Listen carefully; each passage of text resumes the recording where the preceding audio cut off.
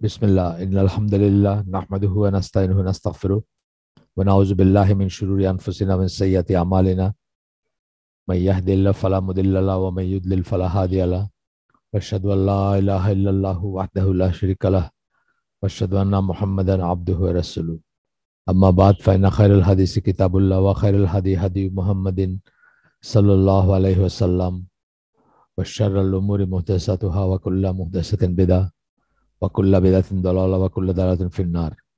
আসসালামু আলাইকুম ওয়া রাহমাতুল্লাহি ওয়া বারাকাতুহু।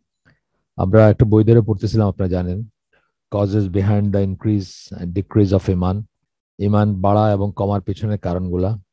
বইটার শায়েখ আব্দুর রাজ্জাক আল আব্বাদ, এখনকার সময় মদিনা ইউনিভার্সিটির টিচার। আর তার বাবা ও নাম করা আলেম ছিলেন, মানে এখনো আছেন বেঁচে, বাট জয়ীফ হয়ে গেছেন, বুড়া, অনেক বয়স্ক, 90, ক্লোজ টু 90 বা 90+। মহসিন আল আব্বাদ, উনিও মদিনা ইউনিভার্সিটির প্রেসিডেন্ট ছিলেন, অনেকটা চ্যান্সেলর টাইপের আর কি, একটা কিছু, বা এই টিচারও ছিলেন। উনি মসজিদ নববীতে হালাকা করতেন রেগুলার। তো যাই হোক, এই বইয়ের শুরুতে আমরা ইমান বাড়ে কমে যে ইটা, যে আহ, ইমান বাড়ে এবং কমে, এই এই যে আকিদা বা এই যে বিশ্বাসটা, সেটার ইম্পর্টেন্স, সেটা অবিশ্বাস করলে কি কি ক্ষতি, এগুলো দেখছি। তারপরে আমরা আসছি, বেশ ডিটেলস পড়াশোনা হয়েছে এসব নিয়ে। তারপরে আমরা আসছি যে কি কি ইসে আহ, কি কি নলেজ বা কি কি জ্ঞান মানুষের থাকলে সেটা ইমান বৃদ্ধি করে। তার ভিতরে আমরা প্রথমটা পড়ছি হচ্ছে কোরআন। কোরআন পড়া এবং সেটা নিয়ে চিন্তা ভাবনা করা, গবেষণা করা, বা বুঝতে চেষ্টা করা, অনুধাবন করতে চেষ্টা করা, তাদাব্বুর, তাফাক্কার, এই ধরনের যে কথাগুলো আসছে সেগুলা উম, সেগুলোর কথা বলছেন। এবং সেখানে একটা একটা কনক্লুশন আমার কাছে খুব অভিনব লাগছে, সেটা হচ্ছে যে সারা কোরআন জাস্ট তাড়াহুড়া করে বা যেন তেন ভাবে পড়ে শেষ করার চেয়ে একটি আয়াত যদি কেউ আহ বুঝে পড়ে এবং চিন্তা করে সেটা নিয়ে এবং জীবনে ধারণ করে বা জীবনে প্রয়োগ করে, সেটা শ্রেয় বা সেটা বেশি বেশি বেনিফিশিয়াল, সেটা এই এই ধরনের কথা। তো আসলে এটা ভাবার কথা, কারণ আমরা তো বাংলাদেশের ইন পার্টিকুলার, সারা দুনিয়া ইন জেনারেল, কোরআন নিয়ে চিন্তা ভাবনা কি করা হয়? চিন্তা ভাবনা খুব কমই করা হয়, তেলাওয়াত করা হয় আর কি, শুধু পড়া হয়।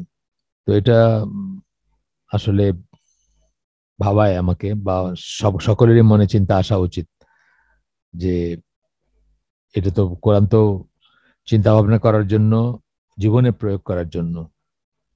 জীবনে যদি প্রয়োগ না করলাম, জীবনে যদি কোনো এফেক্ট না থাকে, তাহলে সেই পড়াটা কতটুকু সার্থক হলো, এটা তো প্রশ্নবোধক চিহ্ন থাকেই এটা নিয়ে। তো যাই হোক, এই কোরআন পড়ার বা কোরআন নিয়ে চিন্তা ভাবনা করার পরে নেক্সট জিনিসটা যেটা করতে বলছেন ইমান বাড়ানোর জন্য, সেটা হচ্ছে আল্লাহর নাম এবং সিফাত নাম সিফাত বা নাম এবং সিফাত সমূহ নিয়ে চিন্তা ভাবনা করা। সেটাও আমরা 2-3টে ক্লাস পরে হয়েছে, বা আরো বেশি হয়েছে হয়তো সেটা নিয়ে। সেটাও আহ, অনেক কিছু জানার ছিল বা আছে। আমরা আমি পার্টিকুলারলি অনেক কিছু জানতাম না, বুঝলাম যে এখান থেকে জানছি আমি অনেক কিছু, বা অনেক কিছু চিন্তার আসছে নতুন। এই জন্য আমরা চিন্তা করছি যে আপনার এই সব আয়োজনগুলো শেষ হইলে, একটু অবকাশ পাইলে, আমরা হয়তো একটা আহ আল আসমা ওয়াস সিফাত বা আল্লাহর নাম এবং গুণ সমূহ নিয়ে হয়তো একটা সিরিজ করব। একটা বইও আছে আমার কাছে, কিন্তু সেই বইটা নিয়ে কোনো প্রোগ্রাম করা হয় নাই। ইনশাল্লাহ সেটা আমরা চেষ্টা করব করতে। তো গতদিন আমরা যেখানে শেষ করছিলাম সেখান থেকে আজকে শুরু করি। গতদিন আব্দুর রহমান সাদি, যার তফসিরকে আমরা তফসিরে সাদি বলি, তার একটা উদ্ধৃতি দিয়ে আমরা শেষ করছিলাম গতদিন। আজকে তার পর থেকে পড়বো। আমি আগেও বলছি, বা এই বইটা শুরু করার পরে বলছি, যে এই বইটার পৃষ্ঠা ওয়াইজ প্রোগ্রেস কিন্তু আমাদের খুব একটা হচ্ছে না। তার কারণ হচ্ছে বইটা অনেক ইনফরমেশনের ঠাসা, এবং খুব বেশি বাদ দেওয়া যায় না, আর অনেক উদ্ধৃতি আছে। উনি নিজের কথা তেমন একটা বলেন নাই, আম, বা খুব বেশি নাই, উদ্ধৃতি অনেক আছে। সেই উদ্ধৃতিগুলো দামি এবং সেগুলো রেয়ার, সেগুলা আমাদের পড়া উচিত এবং জানা উচিত। সেই জন্য প্রোগ্রেসটা স্লো হচ্ছে। কারো কারো কাছে বোরিং লাগতে পারে জিনিসটা জানি না আমি। এখানে এরপরে বলতেছেন whoever knows Allah in this manner মানে আমরা আগে যেগুলা যেভাবে করছি যে হাফিজ ইবনুল কাইমের একটা ইস্যু থেকে বলছি যে কোরআন পড়ার মানে সরি কোরআন বলতেছি আল্লাহর নাম সিফাত সমূহ নিয়ে চিন্তা ভাবনা করার বা সেগুলার থেকে জ্ঞান অর্জন করার তিনটা লেভেল। প্রথম লেভেল বলছেন যে নামগুলা নাম এবং নাম্বার মানে নামগুলা জপা মেমোরাইজ করা বলতে পারেন। দ্বিতীয় লেভেল বলছেন যে এই নাম বা গুণগুলার অর্থ অর্থ জানা বা বোঝা এবং ইমপ্লিকেশন এবং সেগুলা কি প্রতীয়মান করে কোন দিকে সেগুলোর এফেক্ট গুলা কি কি সেটা সম্বন্ধে জানা। আর তিন নাম্বারটা বলছেন থার্ড লেভেল বলতেছেন যে টু মেক দোয়া টু আল্লাহ উইথ দ্যাম এই নামের ইসে উসিলায় বা এই নামের মাধ্যমে এই নাম উচ্চারণ করার মাধ্যমে বা এই নাম জপার মাধ্যমে বা এই নাম নিয়ে এই নাম গুলো আপনি যখন পড়তেছেন বা বলতেছেন তখন এইগুলোর মাধ্যমে দোয়া করা রিয়েলাইজিং যে আপনি কি কি চাচ্ছেন কার কাছে চাচ্ছেন। এবং দুই ধরনের দোয়া করায় মানে একটা জিকির আজকার যেগুলো আছে সেগুলোর জন্য জিকির যেগুলো আমরা বলি যে মানে ওয়ার্শিপ যেগুলা সাপ্লিকেশন অফ ওয়ার্শিপ ঠিক কিছু চাওয়ার দোয়া না সেগুলা। আর আরেকটা হচ্ছে সাপ্লিকেশন অফ রিকোয়েস্ট যেটা আমরা নিজের নিজের জন্য কিছু চাই সেইগুলা সবকটাতেই এই নামগুলা যখন আমরা রিয়েলাইজ করব অর্থ বুঝবো এবং এই নামগুলার বা গুণগুলার ব্যাপ্তি কতটুকু সেটা বুঝবো বুঝে যখন করবো সেটা তিনটা লেভেল বলছেন এই এই নাম সমূহ নিয়ে চিন্তা ভাবনা করার বা জ্ঞান অর্জন করার তিনটা লেভেল বলছেন। এরপরে বলতেছেন বা ই আব্দুর রহমান সাদির একটা ব্যাখ্যা ছিল সেগুলো আমরা শেষ করছি গতদিন আজকে রিপিট করতেছি না তাহলে আর আগানো হবে না। তো বলতেছেন যে এই ম্যানারে মানে এই সব সহকারে যখন আমরা আহ এগুলো সব যখন জানবো আমরা এইভাবে যখন জানবো will be amongst those who have strongest of ইমান তখন তাদের ইমানটা স্ট্রংগেস্ট থাকবে আর কি। The most intense in obedience ইমানটা সবচেয়ে স্ট্রং থাকবে বা স্ট্রংগেস্ট থাকবে। ইন্টেন্স ইন অবিডিয়েন্স মানে তখন আনুগত্যটা আল্লাহর আনুগত্য করার ব্যাপারে মানুষ খুব ইন্টেন্স মানে খুব খুব মানে পরিপূর্ণরূপে খুব কঠিন আনুগত্য করবে তখন অ্যান্ড ওয়ার্শিপ আল্লাহ এবং আল্লাহর ইবাদত করবে। And one who has greatest fear and awareness of Allah এবং সে তখন এমন একজন মানুষ হবে যার সবচেয়ে বেশি ভয় থাকবে আল্লাহর এবং সবচেয়ে বেশি আল্লাহ কনসাস থাকবে আল্লাহ সম্বন্ধে সচেতন থাকবে। এটা তো আমরা এমনি আগে অনেকবার আলাপ করছি না অনেকবার আলাপ করছি আমরা যে যখন আমরা জাস্ট দুইটা কথা আমি আলাপ করছি আল্লাহ দেখেন এবং শোনেন মানে কত সিফাতের ভিতরে জাস্ট দুইটা সিফাত বলছি দুইটা গুণের কথা বলছি যে আল্লাহ দেখেন এবং শোনেন। এই জিনিসটা যদি আপনি রিয়েলাইজ করেন আপনি অনেক খারাপ কাজ করতে পারবেন না জাস্ট দুইটা বাকি তো রইলই। জাস্ট দুইটা শুনলে আপনি অনেক খারাপ কাজ দুইটা যদি আপনি আপনি করেন আপনি গীবত করতে পারবেন না আপনি মানে সঙ্গোপনে কারোর সাথে কোনো খারাপ কথা বলতে পারবেন না এবং কোনো খারাপ কাজ করতে পারবেন না কারণ আপনি আপনার মনে থাকবে যে আপনি সার্বক্ষণিকভাবে আল্লাহর দৃষ্টির সামনে আছেন। এটা তো অনেক বড় একটা ব্যাপার মানে অনেক বড় একটা জাস্ট দুইটা নামের রিয়েলাইজেশন হইলে আপনি অনেক বড় একটা অ্যাচিভমেন্ট হবে আপনার। সেই জায়গায় যদি সবকটা নাম সম্বন্ধে আপনার জ্ঞান থাকে বা সেগুলো যদি আপনি রিয়েলাইজ করেন এবং আত্মস্থ করেন তাহলে আপনি যেটা বলছেন যে fear and awareness of Allah greatest fear and awareness of Allah থাকবে আপনার তখন। এরপরে একটা কোট করতেছেন আয়াত কোট করতেছেন এটা হচ্ছে আপনার সূরা ফাতির 28 নম্বর আয়াত। এটা নিয়ে আমরা আলোচনা করছি আগে অন্য আলোচনায় আসছে এই আয়াতটার কথা। ইট is only those who have knowledge amongst his slaves who fear Allah verily Allah is Almighty of forgiving. যারা আলেম বা যাদের যারা জ্ঞানী তারাই আল্লাহকে সবচেয়ে বেশি ভয় করেন তারাই আল্লাহকে সবচেয়ে বেশি ভয় করেন। সামারি হচ্ছে এটা it is only those who have knowledge amongst his slaves who fear Allah তারাই আল্লাহকে ভয় করেন। আল্লাহ রসুলের হাদিস এটা আগেও কথা অন্য কথাতে আসছে বা এই আলোচনাতেও আসছে প্রায়ই আসে সেটা যেখানে উনি বলছেন যে আমি তোমাদের ভিতর বা আমি তোমাদের মাঝে আল্লাহকে সবচেয়ে বেশি ভয় করি।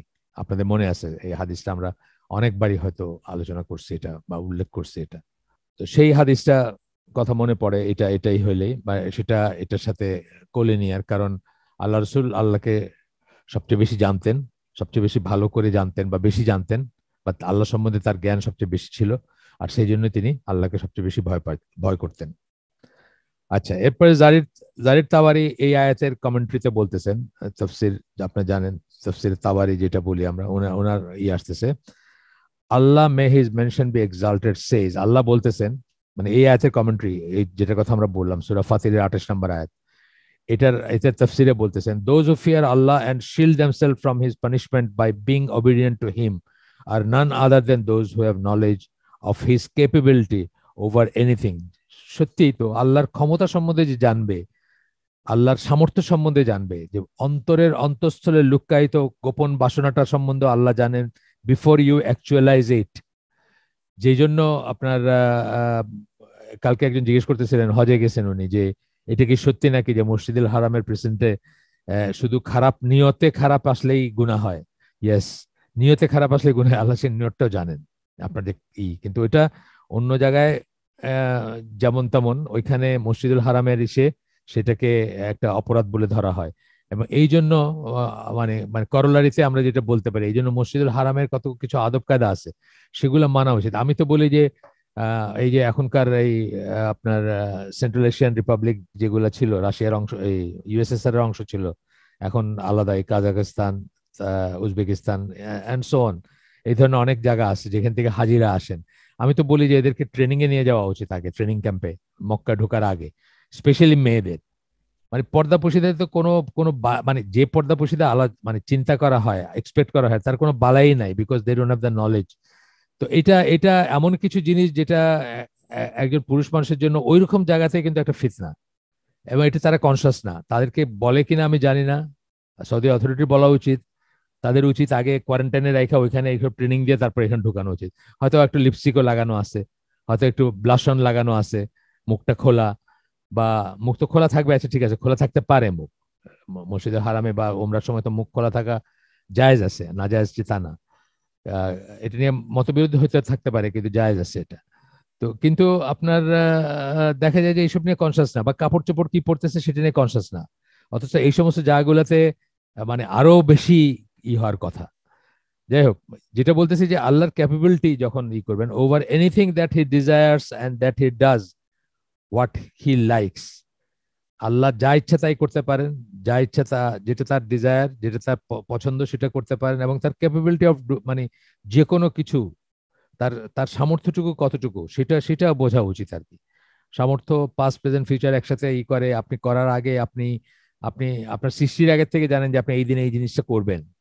সুতরাং এই সমস্ত সহকারে যখন আমরা আল্লাহকে করব, তখন আমাদের আল্লাহ ভীতিটা অনেক বাড়বে, এবং নিজেকে আল্লাহর পানিশমেন্ট থেকে বাঁচানোর তাগিদটা আমরা ফিল করব, অথবা পানিশমেন্টটা কত ভয়ঙ্কর সেটা আমরা ফিল করব।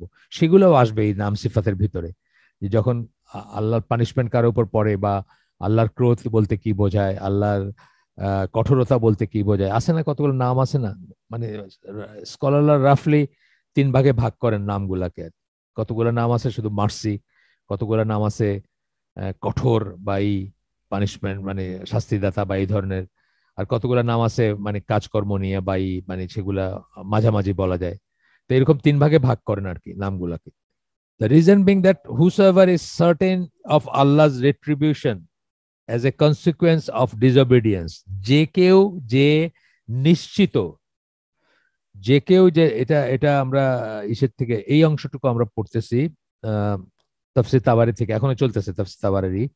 উনি উনি বলতেছেন যে the reason being that whoever is certain of Allah's retribution as a consequence of disobedience to him, আল্লাহর অবাধ্যতা বা আল্লাহকে অমান্য করার কনসিকোয়েন্স হিসাবে আল্লাহ কি কি শাস্তি দিতে পারেন, বা কি স্টেপ নিতে পারেন, সেটা বা কতটুকু যাইতে পারে, সেটা সেটা যদি কেউ রিয়েলাইজ করে, হি উইল ফিয়ার, আর সে আল্লাহকে ভয় করবে, for fear of being punished by him, পানিশমেন্টের ভয়টা তার থাকবে।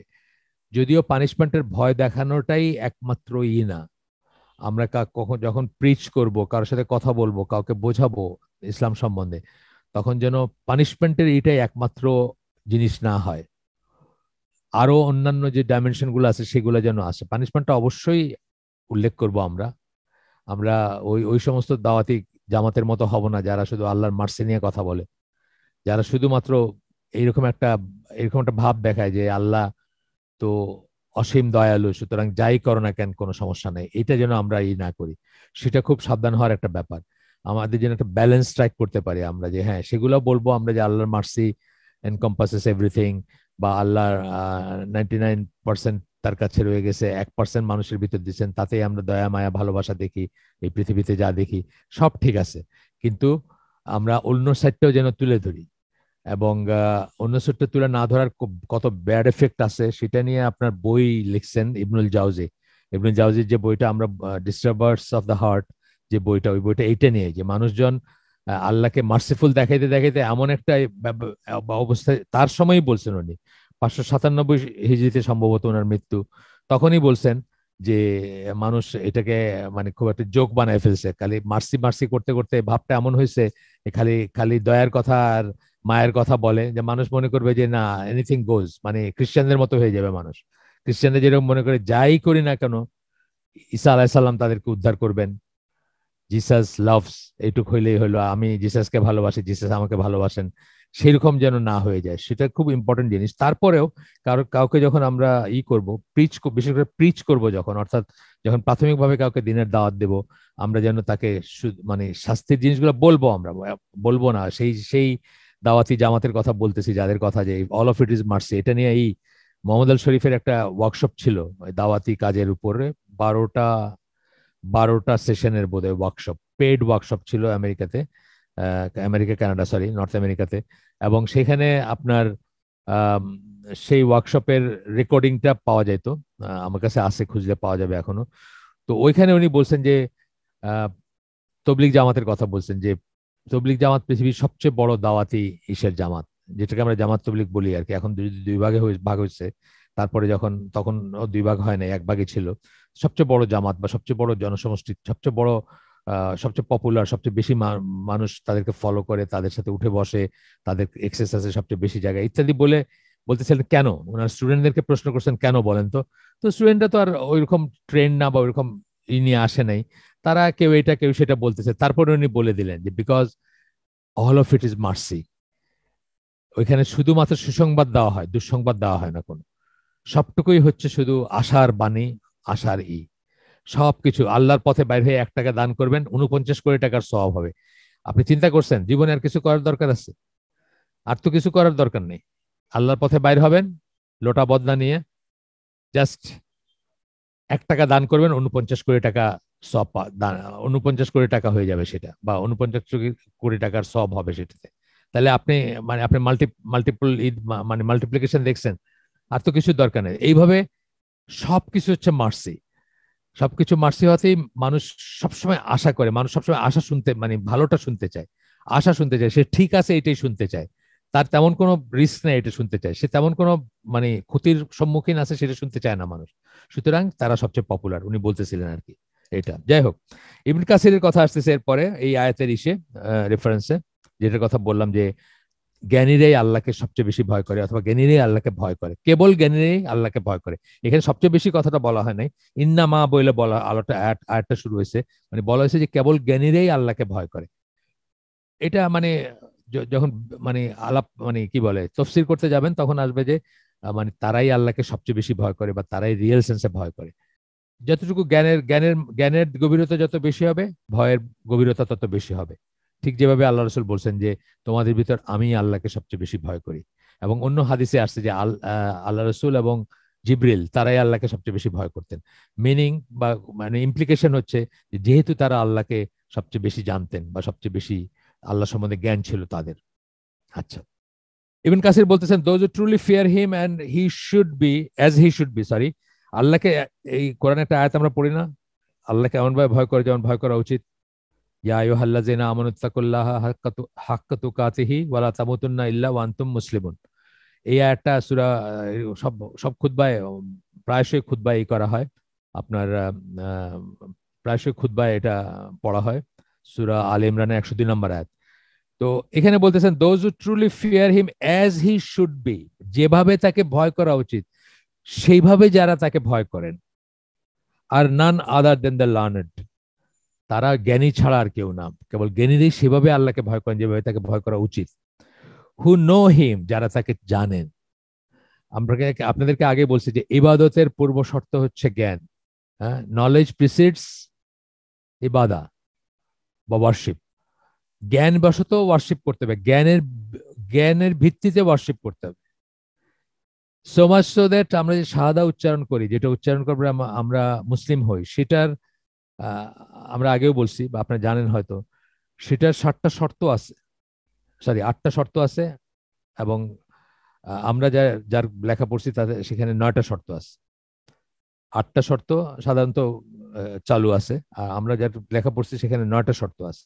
তো সেই 9টা শর্তের ভিতর শাহাদা যে কবুল হবে, আপনার শাহাদা যে জান্নাতের চাবি হবে, শাহাদার বদৌলতে আপনি যে জান্নাতে যেতে পারবেন, আশহাদু আল্লাহ ইলাহা ইল্লাল্লাহ বলবেন এবং জান্নাতে যাওয়ার আশা করবেন, সেটার প্রথম শর্তটা হচ্ছে আপনি মানে শাহাদার অর্থ জানবেন, আপনি কি বলতেছেন সেটা জানবেন।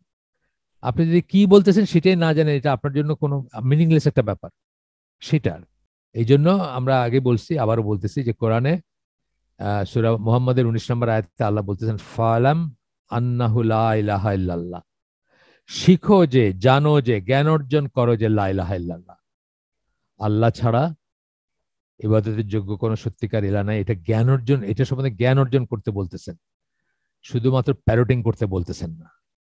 The reason being that the more knowledge of Al-Azim, Al-Alim, the one characterized with attributes of perfection and depicted with the most beautiful names is, the greater and more complete is the knowledge of him. যে যত বেশি জানবে তার সম্বন্ধে, the reason being the more the knowledge of, মানে আল্লাহ নাম কতগুলো বললেন উনি, আল আজিম, আল আলিম। তারপরে বলতেছেন যে এবং মানে সেই নাম সিফাতে যাকে যার পারফেকশন, যার চিত্রিত করা হয়, আল্লাহ নিজে যার কথা যেভাবে বলছেন, যে যত বেশি জানবে, the greater and more complete is the knowledge of him, তার আল্লাহ সম্বন্ধে তত বেশি নলেজ এবং তত কমপ্লিট নলেজ হবে। যদিও কমপ্লিট রিয়েল সেন্সে কমপ্লিট, একদম 100% কমপ্লিট নলেজ সম্ভবই না হওয়া কারো আল্লাহ সম্বন্ধে, বিকজ নামগুলো সম্বন্ধে আমরা একটা দোয়া পড়ি না যে আল্লাহ সমস্ত নাম মানুষকে জানান নাই। দেয়ার আর আদার অন্য নাম এবং অন্য সিফাত আছে যেগুলো আল্লাহ মানুষকে জানান নাই, যেগুলো তার নিজের কাছে আছে, অথবা কাউকে কাউকে জানাইছেন হয়তো। তো বলতেছেন যে গ্রেটার কমপ্লিট নলেজ হবে আপনার, the greater and more will be the fear of him, এবং আপনার ভয়টা তত বেশি হবে, গ্রেটার হবে এবং বেশি, তত তত তত বেশি হবে আপনার, যত বেশি আপনি জানবেন। যেটা আমরা অন্য আলোচনায় পড়ে আসলাম, যে ইবনে কাসিরের বলে আমি পড়লাম এটা, যে এটা একটা উদ্ধৃতি, সেই জন্য পড়লাম। আর তো এরপরে হাফেজ ইবনুল কাইমের একটা উদ্ধৃতি আসতেছে, there does not exist a need of the souls that is greater than their need for the knowledge of their maker and originator। মানে এই আত্মা বলেন, রুহ বলেন, হৃদয় বলেন, অন্তর বলেন, নফস বলেন, যা কিছুই বলেন আপনি সোল বলতে, তো মানে মেকার এবং অরিজিনেটর, আপনার যিনি মেকার, যিনি আপনাকে নাই থেকে এক্সিস্টেন্সে বা সারা মহাবিশ্বকে নাই থেকে, শূন্য থেকে বা অস্তিত্বহীনতা থেকে অস্তিত্বে নিয়ে আসছেন, অরিজিনেটর বলতে যেটা আমরা বুঝি। তো তার সম্বন্ধে জ্ঞান অর্জনের চেয়ে বেশি এই অন্তরের বা এই ব্রেনের বা এই সত্তার আর কিছু, মানে আমাদের কথা বলতেছি আমরা, আর কোনো কিছু নিড নাই। And for possessing love of him, এবং আল্লাহর প্রতি একটা ভালোবাসা যে হবে সেটার যে প্রয়োজন, mentioning him, being delighted at him, and for seeking means and position with হিম, এর চেয়ে বেশি আর কোনো মানে does not exist a need, এর চেয়ে বেশি আর কোনো নিড বা প্রয়োজনীয়তা বা থাকা উচিত না মানুষের, মানে উদ্দেশ্য বা মানুষের পরিশ্রম করার ব্যাপার থাকতে পারে না, বা সময় ক্ষেপণ করার ব্যাপার থাকতে পারে না। এটাই সবচেয়ে বড় নিড বা সবচেয়ে বড় প্রয়োজন। আমরা আগে বলছি, অন্য আলোচনায় বলছি যে আল্লাহকে নিজের চেয়েও বেশি ভালোবাসতে হবে, সবকিছুর চেয়ে এবং সবার চেয়ে, এমনকি নিজের চেয়েও বেশি ভালোবাসতে হবে। ওই জায়গাটায় যাওয়া সম্ভব না যদি আপনি নাম এবং সিফাতগুলো সম্বন্ধে চিন্তা ভাবনা না করেন। রেডিলি আল্লাহ সম্বন্ধে ভালোবাসা আমাদের ভিতরে আসবে না বা জন্মায় না। ভালোবাসা আসবে যখন আপনি আস্তে আস্তে আল্লাহ সম্বন্ধে জানবেন, নাম গুণ সম্বন্ধে জানবেন, এবং প্রাথমিকভাবে আপনার ভিতরে একটা কৃতজ্ঞতা বোধ আসবে। ছোট থেকে ছোট, বড় থেকে বড় আপনাকে যে ফেভার গুলো আল্লাহ করছেন বা সবাইকে যে ফেভার গুলো করছেন, সেগুলো নিয়ে যখন চিন্তা করবেন তখন আপনার ভিতরে একটা কৃতজ্ঞতা বোধ আসবে। আমি অনেক সময় উদাহরণ দিছি যে আপনার 5টা আঙ্গুলের একটা আঙ্গুল যদি না থাকতো, অথবা আপনার চোখের পাপড়িগুলো যদি না থাকতো বা কেটে ফেলে দেন আপনি, অথবা মানে প্রত্যেকটা জিনিসে আল্লাহ আল্লাহ যেভাবে খেয়াল করছেন যে আপনি আপনার আপনার কনভেনিয়েন্স কিসে, আপনার সুবিধা হবে কিসে, আপনার সহজ হবে কিসে, কিসে আপনার লাইফটা ইজি হবে। আমরা গতদিন বোধহয় বললাম বা আরো আগে বলছি, শ্বাস প্রশ্বাসের কথা বলছি, যে যেটা মানে আপনি পানির নিচে কতক্ষণ ডুব দিয়ে থাকতে পারেন, বা যাদের শ্বাস বন্ধ, শ্বাসরুদ্ধ হয়ে যারা মারা যায়, অথবা যাদের কোনো কারণে শ্বাস বন্ধ হয়ে যায়। ফর এক্সাম্পল, এই যে এই যে খোঁজাখুঁজি চলতেছিল একটা সাবমেরিন, আপনারা জানেন, প্লেজার সাবমেরিন বলতে পারেন, বা প্লেজার ট্রিপের সাবমেরিন দেখতে গেছিল কি, টাইটানিকের দেখতে গেছিল, টাইটানিকের ধ্বংসাবশেষ কোথায় আছে। মানে কত কত মানুষের ঢাকাইয়ারা একটা কথা বলে, জোশ বলে আর কি, যে মানুষের কত জোশ, যে টাকা খরচ করে মিলিয়নিয়ার বিলিয়নিয়াররা গেছে পানির নিচে টাইটানিকের ধ্বংসাবশেষ দেখতে, এবং সেই সাবমেরিনটা হারায় গেছিল। পরে জানা, এখনকার থিওরি হচ্ছে, লেটেস্ট হচ্ছে, যে বোধহয় একটা কোনো কারণবশত এক্সপ্লোশন হয়েছে বা কোনো একটা হয়ে আগেই ধ্বংস হয়ে গেছে। কিন্তু তার আগে পর্যন্ত যখন সার্চ চলতেছিল, তারা কি মনে করতেছিলেন, যে কাউন্টডাউন করতেছিলেন যে অক্সিজেনটা কখন শেষ হয়ে যাবে, শেষ হয়ে গেলেই তো এরা এরা শেষ। এই অক্সিজেনের ভিতরে ডুবে থেকে আমরা কখনো রিয়েলাইজই করি না যে এটা কত বড় মানে ফেভার আল্লাহ তাআলার, এবং কত বড় একটা মানে মানে নিজের শরীরের ভিতরে একটা শ্বাস নিলেন এবং ছাড়লেন, একটা পৃথিবীর সবচেয়ে কমপ্লিকেটেড যে প্ল্যান্ট আছে, প্ল্যান্ট বলতে আমি বোঝাচ্ছি ধরেন কোনো পাওয়ার প্ল্যান্ট বা কোনো বড় ইন্ডাস্ট্রি বা কোনো আহ, মানে স্থাপনা, মানে প্ল্যান্ট বলতে একটা স্থাপনা না, মানে কি বলবো, মানে কমপ্লিকেটেড যেগুলো হয়, একটা ইন্ডাস্ট্রিকে আমরা একটা প্ল্যান্ট বলি, একটা মেশিনকে প্ল্যান্ট বলি না, কিন্তু অনেকগুলো মেশিনের সমন্বয় যেটা চলে সেটাকে আমরা প্ল্যান্ট বলি, মেশিনারি বা ইসের সমন্বয়। সেরকম পৃথিবীর সবচেয়ে কমপ্লিকেটেড প্ল্যান্টের চেয়েও কমপ্লিকেটেড আপনার একটা শ্বাস নিলেন এবং ছাড়লেন, যা যা হয়ে যাচ্ছে আপনার ভিতরে। তো এই সমস্ত নিয়ে যখন চিন্তা করবেন তখন আপনার ভিতরে একটা কৃতজ্ঞতা বোধ আসবে। সেই কৃতজ্ঞতা বোধ আপনাকে আস্তে আস্তে তাকে ভালোবাসতে শিখাবে। এটা একদিনে সম্ভব না। আমি মানে কারো কারো হয়তো হইতে হইতে পারে, আল্লাহ যদি ইনসাইট দিয়ে থাকেন সেরকম, কিন্তু নর্মালি আমরা যারা নর্মাল মানুষ, আমরা একদিনে আল্লাহকে ভালোবাসতে শিখবো না বা শুরু করতে পারবো না। আমাদেরকে রিয়েলাইজ করতে হবে, বা আমরা প্রাথমিকভাবে কৃতজ্ঞতা বোধ আসবে। আমরা রিয়েলাইজ করব যে আমাদেরকে আল্লাহ কত ফেভার করছেন, এইভাবে জন্ম দিয়ে বা এইভাবে সৃষ্টি করে এই দুনিয়াতে, বা যা যা যা দিচ্ছেন আল্লাহ আর কি। এন্ড দেন আমাদের ভিতরে একটা আসবে, একটা একটা আহ ভালোবাসা সৃষ্টি হবে আর কি, সেটা। আচ্ছা, এরপরে বলতেছেন যে এই লাভ কথাগুলো বললেন, তারপরে however there is no route to the to this, মানে এই সমস্ত জিনিসে পৌঁছানোর, যে আপনি তাকে ভালোবাসবেন, তার মেনশনিং হিম, তাকে বিং ডিলাইটেড এট হিম, আপনি তার নামগুলো উচ্চারণ করবেন, এইগুলা কৃতজ্ঞতা মানে দোয়াই করবেন, কৃতজ্ঞতা বশত করবেন, এবং ডিলাইটেড হবেন, আপনি সেটাতে একটা প্রশান্তি পাবেন, একটা তৃপ্তি পাবেন, ভাল লাগবে আপনার।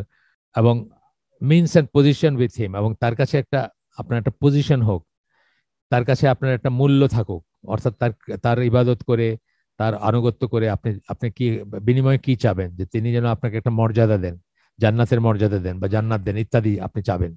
তো বলতেছেন এইটাতে কোনো রুট নাই except by way of knowledge. নলেজের পথ ছাড়া আর কোনো পথ নাই এখানে পৌঁছানোর, একটাই পথ আছে পৌঁছানোর, except by way of knowledge of his characteristics and names. তার নাম এবং সিফাতের নলেজ ছাড়া এখানে পৌঁছানোর আর কোনো উপায় নেই।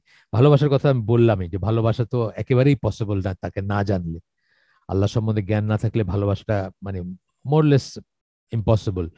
স্পেশাল ফেভার যদি আল্লাহ কাউকে করেন, যে তার ভিতরে ইনহারেন্ট দিয়ে দিয়েছেন জন্মগত, সেটা আলাদা কথা। Thus, the more knowledgeable the slave is of these names and attributes, the more knowledgeable he will be of Allah. একই কথা, আগে যারা বলছেন যা বলছেন সেই রকমের কথা, যে যত জ্ঞান থাকবে আহ, সে মানে নাম এবং সিফাত সম্বন্ধে যত জ্ঞান, আল্লাহ সম্বন্ধে তার জ্ঞান তত বেশি থাকবে।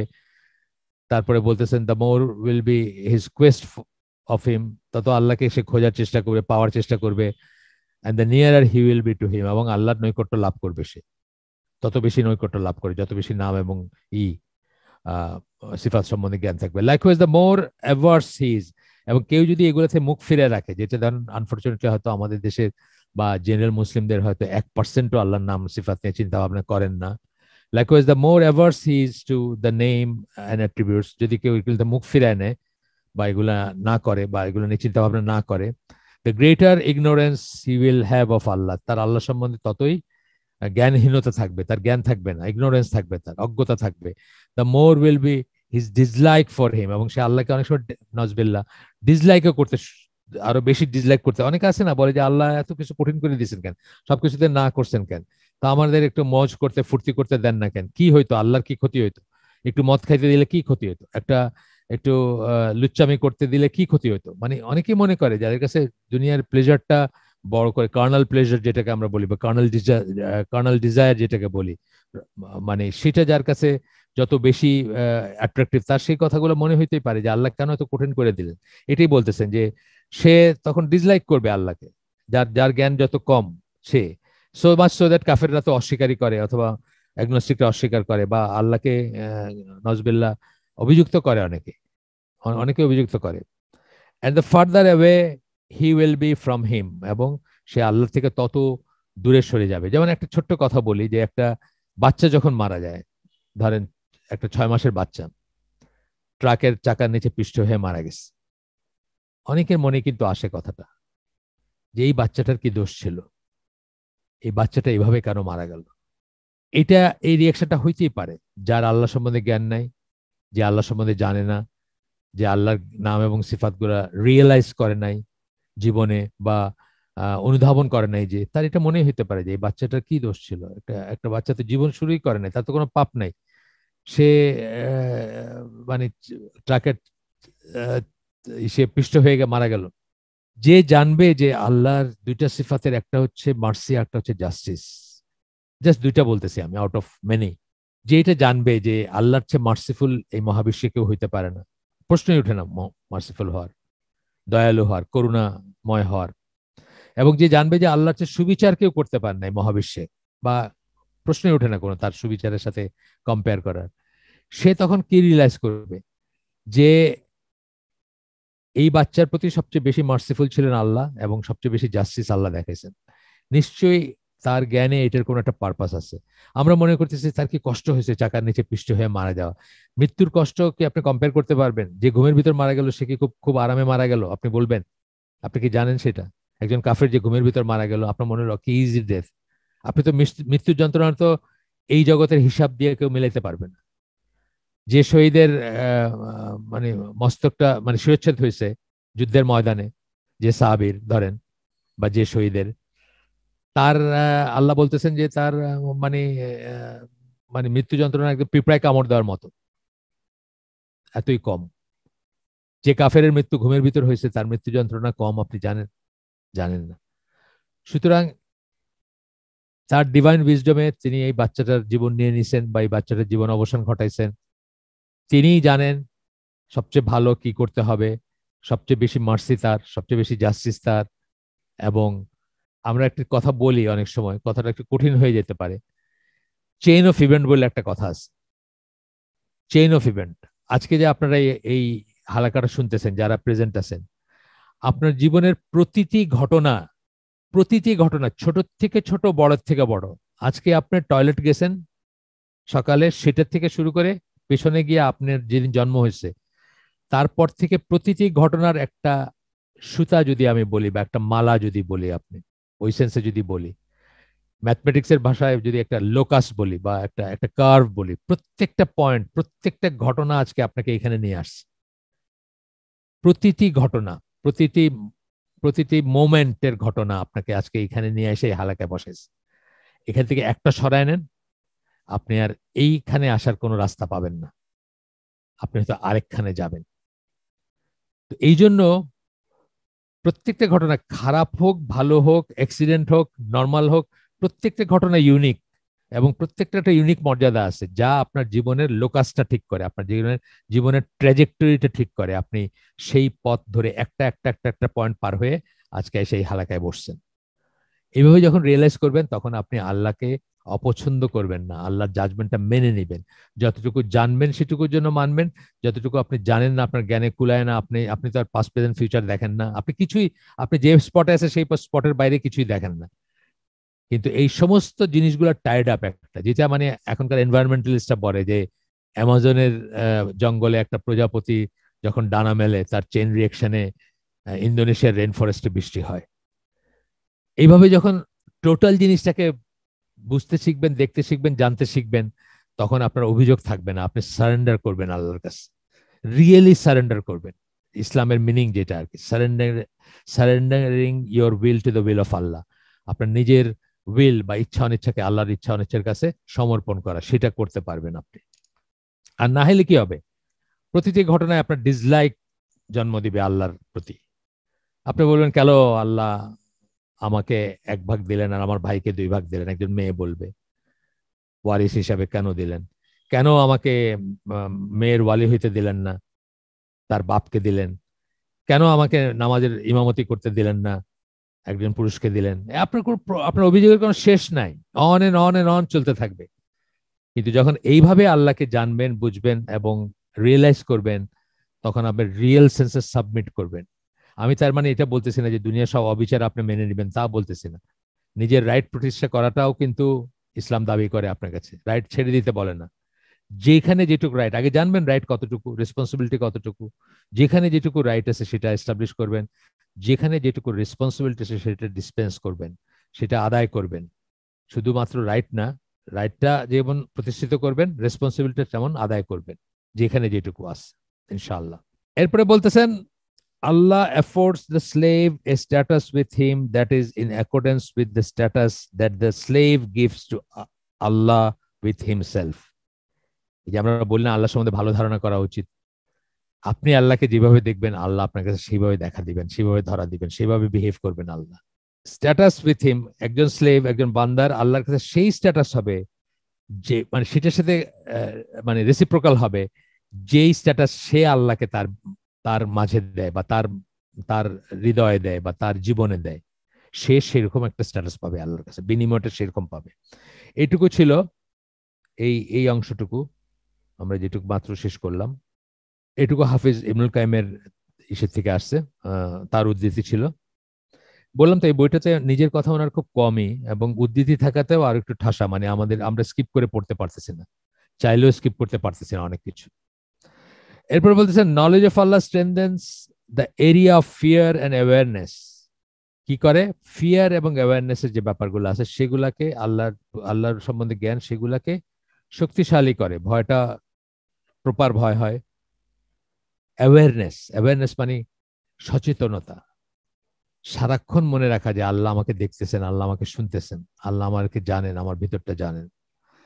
And gives growth to hope in the heart, এবং মনে সেটা আশার সঞ্চার করে। একদিকে বললেন যে আপনাকে আপনাকে ভয় করে, তারপরে আপনার সচেতনতা বাড়ায়, এবং ভিতরে আশা জাগে মানুষের।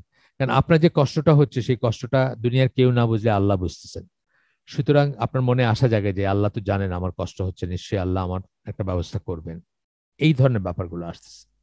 ইট ইনক্রিজেস দ্য ইমান of the servant and yields many types of worship. তখন ইমান বাড়বে, যেটা আমরা পড়তেছি, ইমান বাড়বে এবং অনেক ধরনের ইবাদত করবেন তিনি, অনেক ধরনের ইবাদত করবেন। আসলে তো সারা দিন আপনার করার আছে, সারাক্ষণ আপনার নানা ধরনের ইবাদত করার স্কোপ আছে বা করা উচিত, কারণ জীবনের প্রত্যেকটা মুহূর্ত চলে যাচ্ছে।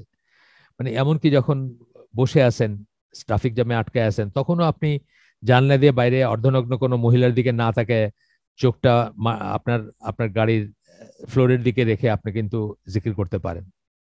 এখানেও আপনি একটা বিরাট পরীক্ষায় উত্তীর্ণ হইলেন এবং বিরাট গেইন হইলো আপনার, বা আপনি করলেন, মানে কি বলবো, লাভ করলেন যদি এভাবে বলি, বা আপনার টাইমটাকে আপনি ইউটিলাইজ করলেন, আপনার প্রতিটা সেকেন্ডকে আপনি ইউটিলাইজ করলেন। এরপর একদিকে বলতেছেন যে it is also by reflecting on those matters that Allah has declared him self-exalted over, which are neither becoming of him nor befitting to him. এবং নাম নেয়া, সিফাত নিয়ে যেভাবে আপনি কন্টেমপ্লেট করতে পারেন, জ্ঞান অর্জন করতে পারেন, চিন্তা করে আপনার যেরকম এই এই ব্যাপারগুলো বাড়ে, যে জিকির করতে বা করলে আপনার যেগুলা আপনার আশা বাড়ে, ভয় বাড়ে, ইমান বাড়ে, প্রত্যেকটা জিনিসই আপনি তাকে সুন্দর করে ফিল করতে পারবেন, ডাকতে পারবেন। একইভাবে যে সমস্ত জিনিসগুলো বিফিটিং না, আল্লাহর জন্য প্রযোজ্য না, অথচ কাফেররা, মুশরিকরা বা শয়তান অথবা অজ্ঞ মানুষরা তার সাথে সম্পৃক্ত করে থাকে, সেই সমস্ত জিনিসগুলো সম্বন্ধে জানলেও কিন্তু আপনার আপনার ঈমান বাড়বে এবং আপনি যা করণীয় সেটা করতে পারবেন। যে জন্য আমরা বলি যে আপনি আপনি যখন আলহামদুলিল্লাহ বলেন, আলহামদুলিল্লাহ মানে একটা পজিটিভ জিনিস বলেন আপনি, সকল প্রশংসা আল্লাহর। আর যখন আপনি সুবহান আল্লাহ বলেন, তখন আসলে আপনি সকল নেগেটিভ জিনিসের ঊর্ধ্বে বলে আল্লাহকে ডিক্লেয়ার করতেছেন। সুতরাং সেই নেগেটিভ জিনিসগুলো যদি জানেন আপনি বা চিন্তা করেন, তাহলে আল্লাহর সাথে ওগুলো সম্পৃক্ত করবেন না। আল্লাহর সন্তান গ্রহণ করা অথবা আরো কিছু, যারা কাফেররা, মুশরিকরা, ইরা আল্লাহকে সম্পৃক্ত করে, তুমি ফল, তুমি ফুল, তুমি তাতে গন্ধ, খানিক চোখের আড়াল হইলে সবই আধার অন্ধ, মরমী গান। কিন্তু আপনি আসলে কি বললেন? আল্লাহকে ফল বললেন, আল্লাহকে ফুল বললেন, আল্লাহকে গন্ধ বললেন। আপনি আসলে কুফরি, একটা বড় একটা কুফরি কালাম বললেন। আপনি সর্বেশ্বরবাদী কথা বললেন যে সৃষ্টি এবং স্রষ্টা একই। তো আল্লাহ যে তা না, সেটা জানাটাও কিন্তু তাওহীদের দাবি, তাই না? মানে আল্লাহ যা না, আল্লাহ যে, আল্লাহ যা সেগুলো তো জানবেনই, আল্লাহ যা না সে সম্বন্ধে আপনার জ্ঞান থাকা উচিত। আপনার আপনার চারিদিকে দেখবেন আল্লাহ যা না, মানুষ আল্লাহকে সেটা বলতেছে, সেটা প্রতীয়মান করার চেষ্টা করতেছে অথবা সেটা ভাবতেছে। হ্যাঁ, শিরকুলা যেভাবে হয় আর কি, আল্লাহকে মানুষের পর্যায়ে নিয়ে আসতেছে। সোনা বন্ধে আমারে পাগল বানাইলো, সোনা বন্ধ বানায় ফেলতেছে আল্লাহরে। আল্লাহর সাথে বৈবাহিক সম্পর্ক স্থাপন করেছে। নজবিল্লাহ, নজবিল্লাহ, নজবিল্লাহ এবং নজবিল্লাহ বলা উচিত সবাই, নাউজুবিল্লাহ। এই যে আপনাদের বলছি, আবার বলি, ওরস কথাটা বাংলাদেশে খুব পরিচিত, প্রচলিত প্রচলিত একটা কথা বাংলাদেশে, প্রচলিত, সবাই মুখে মুখে শোনা যায় ওরস। গাড়ি ভৈরা ভৈরা দেখবেন ব্যানার লাগায় লাগায় যাইতেছে, শাহজালালের ওরসে, বাইজিদ বোস্তামের ওরসে, এইটাও এই ওরস সেই ওরস। ওরস শব্দটা আসছে ওরস থেকে, আইন রাসিন, যার মানে হচ্ছে বিয়ে। যেদিন সেই বুজুর্গ, নজবিল্লাহ, আবার নজবিল্লাহ বলেন সবাই, যেদিন সে বুজুর্গ মারা গেছেন, সেদিন নাকি তার সাথে সে আল্লাহ গিয়ে মিশে গেছেন, আল্লাহর সাথে তার বিয়ে হয়ে গেছে, ফানা হয়ে গেছেন, মিলে মিশে একাকার হয়ে গেছে। এবং সেইটা কমোমেরেট করতে, কোমেমোরেট করতে বা সেটা বৎসর বৎসর মনে রাখতে ওরস, ওরস, ওরা তো উর্স বলে না, ওরস বলে, ওরসটা করা হয়। এই শব্দ মুখে আনা উচিত না, এই শব্দটা মুখে আনা উচিত না, কিন্তু সমানে আমরা করতেছি না।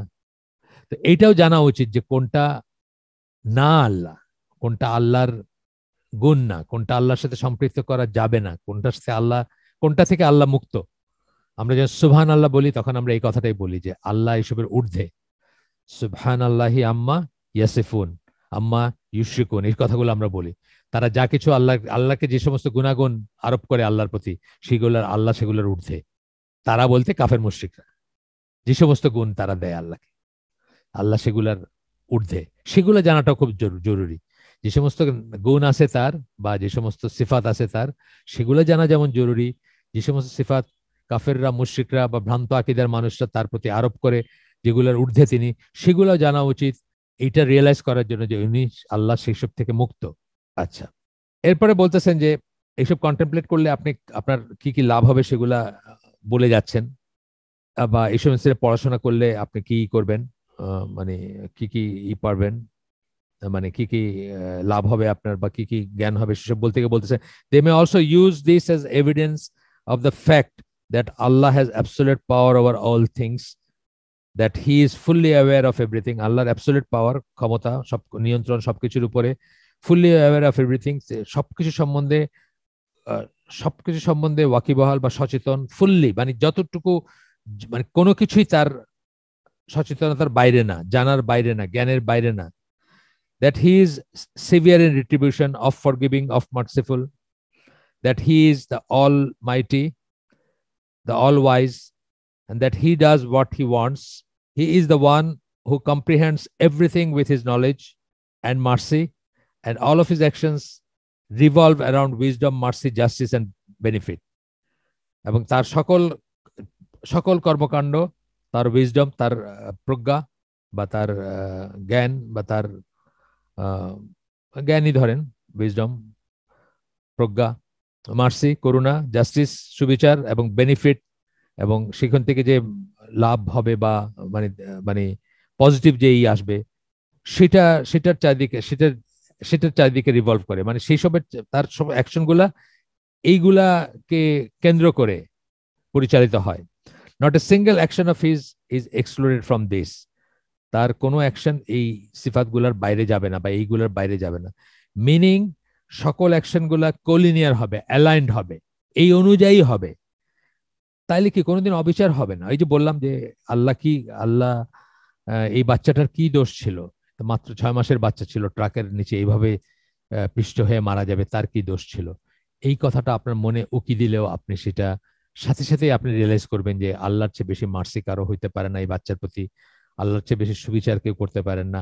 আরো যে সমস্ত ইগুলা বললেন যে তার জ্ঞান ছিল মানে আল্লাহ সবকিছু জানেন, সেই জ্ঞানের ভিত্তিতে উনি এই কাজটা করছেন, এবং নিশ্চয়ই এটার পেছনে কোনো উইজডম ছিল, নিশ্চয়ই একটা রিজন ছিল। এই ঘটনাটার সাথে যেভাবে আমি যে লোকাসের কথা বললাম, মানে সঞ্চার পথ বলি আমরা ম্যাথমেটিক্সের ভাষায় যেটা, এই ঘটনার সাথে হাজার হাজার ঘটনা বা আর হাজার হাজার ই সম্পৃক্ত আছে, ইভেন্ট সম্পৃক্ত আছে এই একটা ঘটনার সাথে।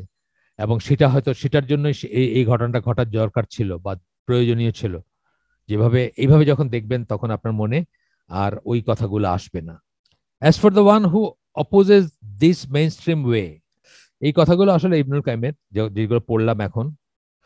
Such benefit can only be derived by way of reflection on his words and by looking at the effects of his actions. আল্লাহর কথা অর্থাৎ আল্লাহর কথা মানে কোরআন, সেগুলোর উপরে রিফ্লেক্ট করা, সেগুলোর তাদাব্বুর, সেগুলো নিয়ে চিন্তা ভাবনা করা, এবং looking at the effects of his actions, এবং তার আল্লাহর কাজকর্ম সেগুলা এবং সেগুলার এফেক্ট যেগুলা কাজকর্ম যেগুলা সেগুলার এফেক্ট যেগুলো সেগুলার ফলাফল বা ফলশ্রুতিতে যা আসে সেগুলার নিয়ে চিন্তা ভাবনা করার মাধ্যমে আপনি এইগুলা এই যে এখন এতক্ষণ যেটা পড়ে আসলাম সেটা অ্যাচিভ করতে পারেন। এটা হাফিজ ইবনুল কাইমের মিফতা দারাস সাআদা বলে একটা বই, সেখান থেকে উদ্ধৃত এটা এইটুকু অংশ। এরপরে বলতেছেন যে মেইন স্ট্রিম অপোজ করে, মানে দিস মেইন স্ট্রিম ওয়ে, এই থেকে যে অপোজ করে, এটার বিরোধিতা করে, যে deviates from this path and traverses the path of those who deviated in understanding.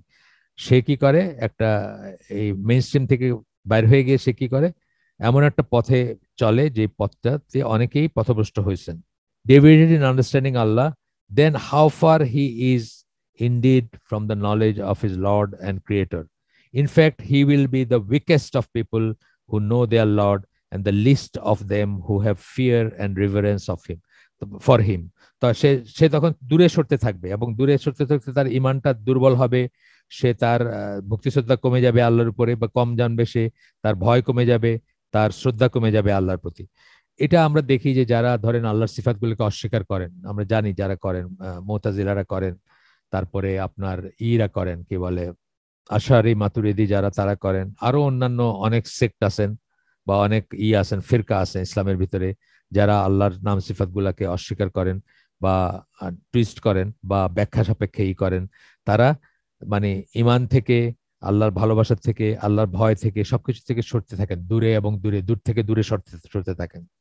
এরপরে বলতেছেন এইসব এক্সপ্লেন করার পরে, that the reason behind the difference present within people concerning their understanding of Allah relates back to difference present in the knowledge and awareness of the prophetic texts.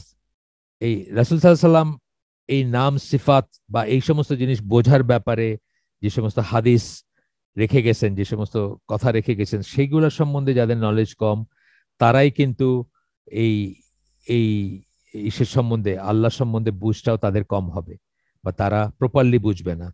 In its comprehension and knowledge of the falsity of the misconceptions that opposes the reality of this text, মানে এই সমস্ত এইগুলা যারা ভালো করে বুঝবে না, তারা যাদের আন্ডারস্ট্যান্ডিং বা তারা আপনার আমাদের যে আন্ডারস্ট্যান্ডিং বা যা আন্ডারস্ট্যান্ডিং হওয়া উচিত আসমা ওয়াস সিফাত নিয়ে, সেগুলার অপোজ করবে, সেগুলার সম্বন্ধে মিসকনসেপশন থাকবে ইত্যাদি।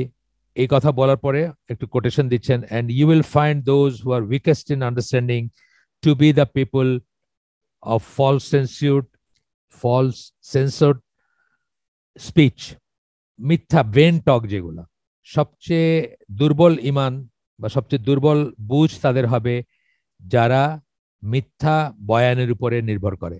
এই যেমন ফাজাইলে আমল মার্কা বয়ান, অথবা তুমি ফল তুমি ফুল তুমি তাতে গন্ধ, অথবা মানুষও বানাইয়া খেলছো যারা লইয়া, বা আপনার কি বলে সোনা বন্ধে আমারে পাগল বানাইলো, এই সমস্ত কথা যেগুলো বললাম, এইগুলার উপরে যাদের দিন, এগুলোর উপরে যাদের সময় কাটে, এগুলো নিয়ে যারা মানে আবেগ আপ্লুত হয়ে মনে করে এটাই দিন, তাদের এটাই সবচেয়ে উইকেস্ট আন্ডারস্ট্যান্ডিং হবে। দ্য স্পিচ দ্যাট দ্য সালাফ কন্ডেম, যে সমস্ত কথাবার্তা সালাফরা কন্ডেম করছেন বা যেগুলো কথাবার্তা থেকে দূরে থাকছেন, সকল ফিলোসফিক্যাল কথা, সকল গূঢ় তত্ত্ব, সকল সুফিবাদী কথা, সকল সকল তরিকত মারিফতের কথা, এইগুলোর উপরে যারা থাকবে, এগুলো নিয়ে যারা করবে, তাদের ইমানটাই সবচেয়ে দুর্বল থাকবে বা তাদের আন্ডারস্ট্যান্ডিংটাই সবচেয়ে দুর্বল থাকবে। এই জন্য আমরা আমরা রিয়েল লাইফ থেকে কিন্তু এই কথাগুলো তুলে আনতেছি। এই কথাগুলো এখানে লেখা নাই। মানুষও জানা মানে লালন গীতি অথবা মানুষও বানাইয়া খেলছো যারা আউল বাউল ফাউলের কথা কিন্তু এখানে লেখা নাই। কিন্তু আমাদের জীবনে কি, আমাদের জীবনে আমরা এগুলো দ্বারা পরিবেষ্টিত, এগুলো কথা শুনতে আমাদের খুব ভালো লাগে। জালালউদ্দিন রুমির একটা কথা শুনলে মানুষ দেখবেন যে কত আতলামি করে, বাহ কি সুন্দর কথা, অথচ তার মাসনবী মসনবী যেটা কমি মাদ্রাসায় পড়ানো হয়, যেটা সেটা নাকি অজু করে ধরতে হয়, ওটা পুরাটা ভর্তি শিরক এবং কুফর। এবং ওইটা হচ্ছে মাসনাবি, শুনতে মনে হয় যেন কত বড় কি একটা নাম, আসলে মাসনাদ থেকে আসছে, মানে 2 লাইনের কাপলেট, 2 লাইনের কবিতার সমগ্র মানে মানে সংকলন, 2 লাইন 2 লাইন 2 লাইন করে কবিতা লেখা আর কি। সেটা সেটাতে শিরক এবং কুফরিতে ভরা, কিন্তু মানুষ আবেগ আপ্লুত, এবং অজু করে ধরতে হয় নাকি ওইটা, মানে আমি তো জানি না। ইভেন কোরআন অজু করে ধরতে হয়, এটা নিয়ে তো আপনি জানেন বড় ডিফারেন্স অফ অপিনিয়ন আছে। Nasiruddin Albani is of the opinion যে কোরআন ধরতে অজু করার কোনো প্রয়োজন নাই। ঠিক আছে, আমরা হয়তো আদবের জন্য অজু করতে পারি, ঠিক আছে, কিন্তু মানে অব্লিগেটরি বা ম্যান্ডেটরি কিনা সেখানে নাসিরুদ্দিন আলবানী মনে করেন কোরআন ধরার জন্য অজু করার কোনো দরকার নেই বা মাস্ট না আর কি। তো বলতেছেন যে সালাফরা এই ধরনের, এই যে সালাফদের সময়ই তো ফিলোসফি শুরু হয়ে গেছে একটু একটু করে, তো সালাফরা এই ধরনের জিনিসকে সবসময়ই করছেন, কন্ডেম করছেন। This traces back to their ignorance of the text and it's meanings and the firm establishment of false misconceptions in their heart. কি বললেন? টেক্সট এবং মিনিং, নস কোরআন এবং হাদিস, এটার এটার মিনিং ইগনোরেন্স, সেটা সম্বন্ধে অজ্ঞতা, কি মিন করে সে সম্বন্ধে অজ্ঞতা হচ্ছে কারণ। এবং আরেকটা কারণ হচ্ছে মিসকনসেপশন ইন দেয়ার হার্টস, তাদের মনের ভিতরে, হৃদয়ের ভিতরে মিসকনসেপশন, যেটা বললাম যে জালালউদ্দিন রুমির ইসে দেখবেন সর্বেশ্বরবাদ দেখবেন, আপনি আল্লামা ইকবালের ইসে এক ধরনের সর্বেশ্বরবাদ দেখবেন, উনি নেচারকে লিভিং মনে করতেন, লিভিং এন্টিটি মনে করেন প্রকৃতিকে। তো বা আপনার এই ধরনের যারা আছে লালন ফকির বা আরো যত আউল বাউল ফাউল আছে আর কি, মানে যারা যেন নহে এই সেই কবিতার মাধ্যমে গানের মাধ্যমে আল্লাহকে প্রকাশ করার চেষ্টা করছেন, ভালোবাসা প্রকাশ করার চেষ্টা করছেন, সেই সমস্ত ব্যাপার স্যাপার আর কি। আমরা আমাদের আয়োজন আজকে এখানে শেষ করে দিব। সুবহানাকা আল্লাহুম্মা ওয়া বিহামদিকা আশহাদু আল্লা ইলাহা ইল্লা আনতা আস্তাগফিরুকা ওয়া আতুবু ইলাইক। আমরা যে শুনলাম তার ভিতরে ভালো কিছু শুনে থাকলে সমস্ত প্রশংসা আল্লাহর, আলহামদুলিল্লাহ। খারাপ কিছু শুনে থাকলে সমস্ত ব্যর্থতা আমার, এবং সেটা শয়তানের তরফ থেকে। আল্লাহ আমাদেরকে তৌফিক দিন যা ভালো শুনলাম তার উপর আমল করার। আসসালামু আলাইকুম ওয়া রাহমাতুল্লাহি ওয়া বারাকাতুহু।